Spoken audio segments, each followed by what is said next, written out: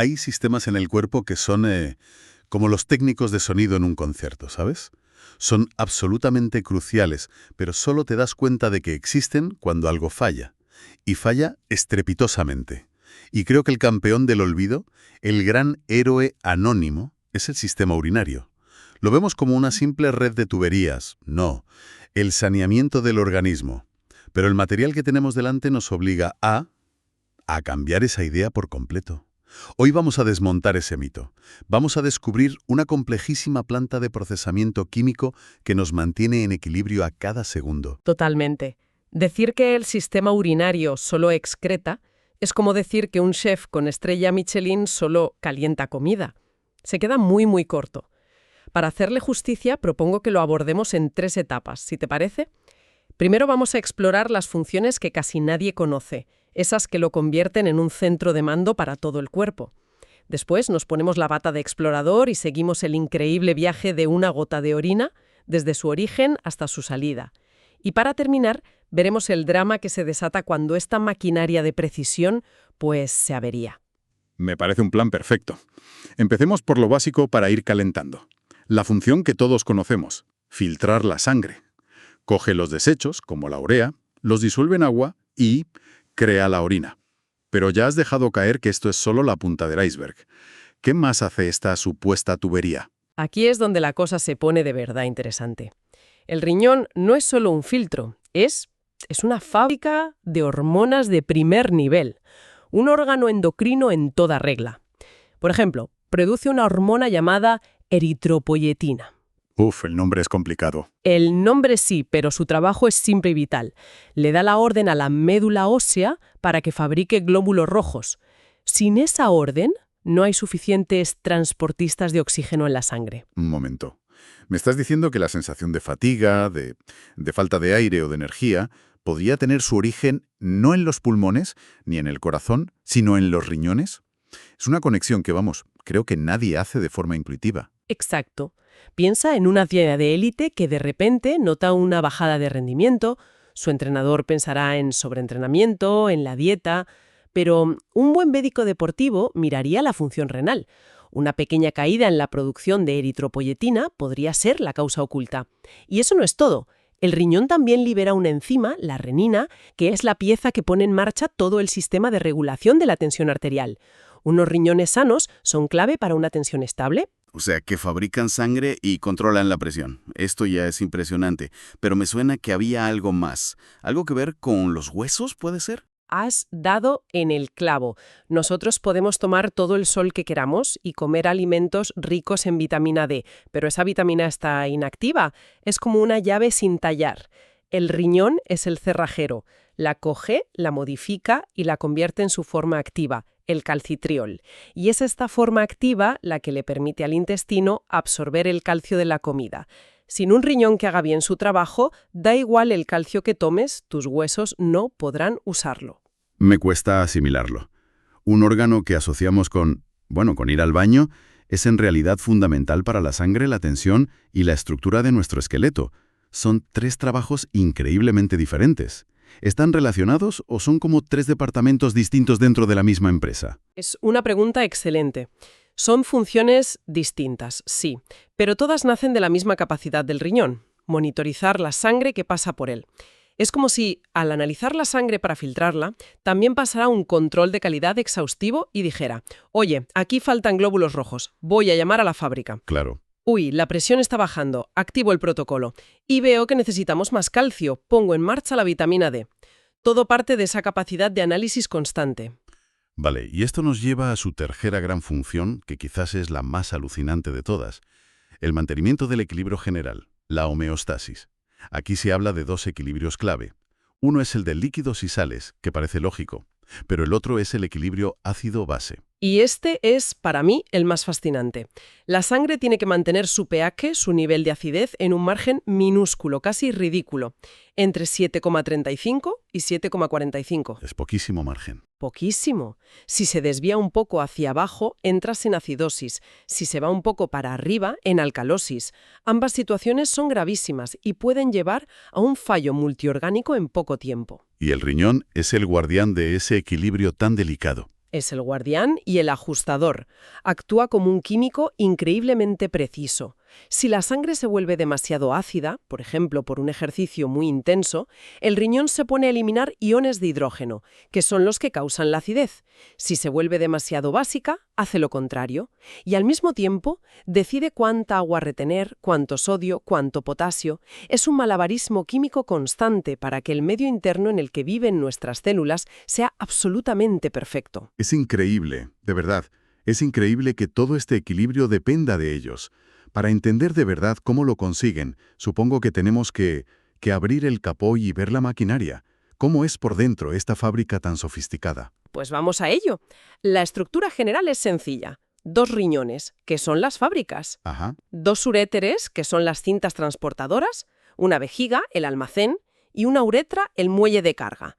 Una pequeña curiosidad anatómica es que la uretra masculina es más larga y cumple una doble función, también reproductiva, mientras que la femenina es más corta y exclusivamente urinaria. Empecemos por el centro neurálgico, los riñones.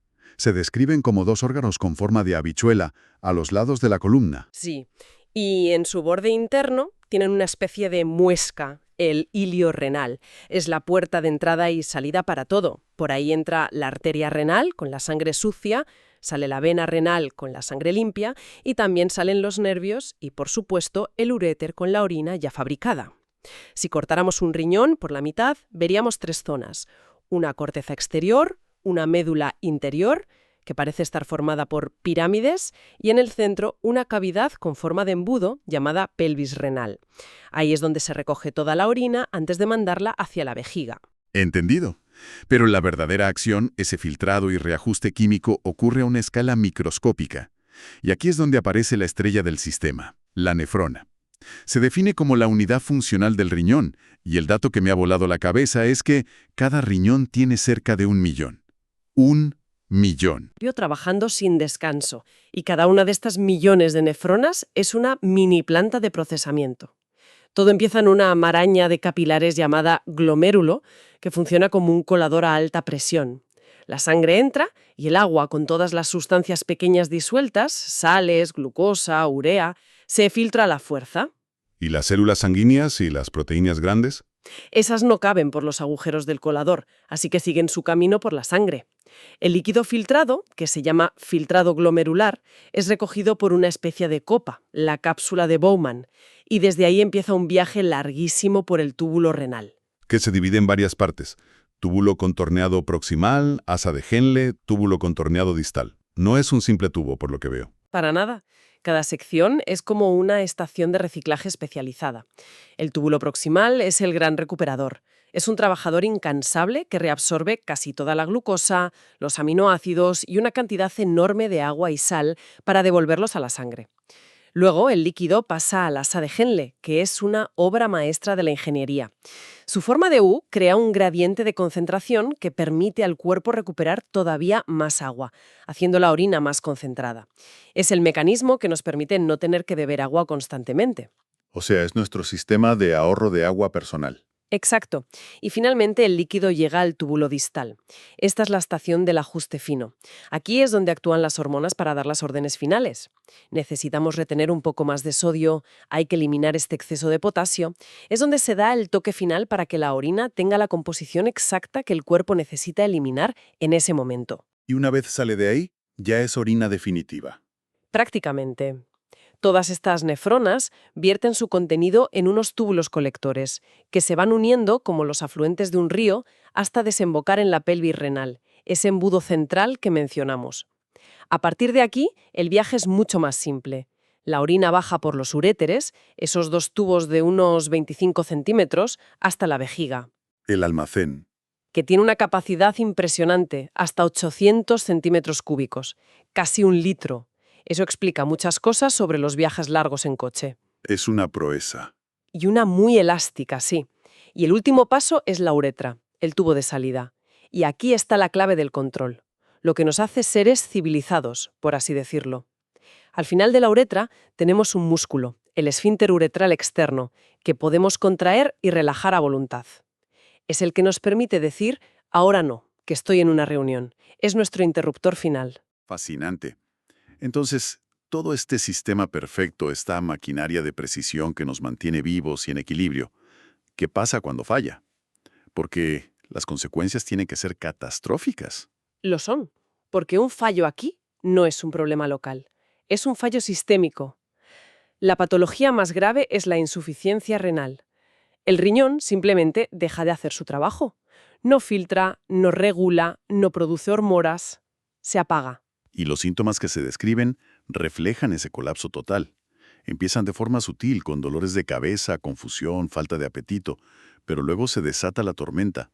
Edemas por la acumulación de líquido que el riñón no puede eliminar, hipertensión porque el sistema de la renina se descontrola, insuficiencia cardíaca. Es un efecto dominó devastador. Totalmente. Y cuando el daño es irreversible, las únicas opciones son la diálisis, que es básicamente una máquina que hace de riñón artificial varias veces por semana, o un trasplante. Luego, a un nivel menos dramático, tenemos las infecciones. La pielonefritis, por ejemplo, es una infección bacteriana que llega hasta el propio tejido renal. Provoca fiebre alta, vómitos, dolor al orinar y un dolor sordo y profundo en la zona lumbar. Y la más famosa, la cistitis, que es una inflamación de la vejiga, normalmente por bacterias que suben desde el exterior por la uretra. Por eso es mucho más frecuente en mujeres, claro, por tener la uretra más corta, como decíamos antes. Correcto. Y sus síntomas, aunque no suelen ser graves, son increíblemente molestos. Dolor al orinar, una necesidad constante y urgente de ir al baño aunque la vejiga esté vacía, y a veces hasta sangre en la orina, lo que se conoce como hematuria. Y para terminar el cuadro de horrores, una patología conocida por el dolor casi legendario que provoca: la litiasis renal, las famosas piedras en el riñón. Entiendo el dolor de la obstrucción, pero ¿por qué se forman en primer lugar? ¿Tiene que ver con la dieta o la hidratación?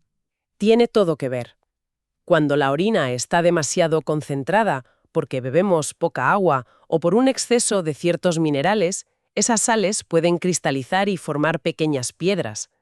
Mientras están quietas en el riñón pueden no dar problemas, pero el drama empieza cuando una de ellas decide empezar a bajar por el uréter, que es un tubo finísimo. Tiene que ser como intentar pasar una canica por una pajita. Exactamente. Y eso provoca el cólico nefrítico, considerado uno de los dolores más agudos que existen. Es un dolor lumbar terrible que se irradia hacia el abdomen y los genitales, y que no se alivia con ninguna postura. A menudo se acompaña de vómitos, sudor frío. ¡Qué barbaridad! Queda claro que la salud de este sistema es algo que no podemos dar por sentado. Si tuviéramos que resumir la nueva perspectiva que hemos ganado hoy en una sola idea, ¿cuál sería? Que el sistema urinario es el gran director de orquesta del medio interno de nuestro cuerpo. No es un simple operario de limpieza. Es un laboratorio químico que ajusta el pH al milímetro, una glándula que da órdenes vitales a la sangre y los huesos, y un regulador de presión arterial más preciso que cualquier máquina. Se menciona que eliminamos de media 1,4 litros de orina al día. Esa cifra no es un desecho, es la prueba visible del ajuste fino y constante que ha tenido lugar para que todo lo demás en el cuerpo funcione. Esa interconexión es la clave.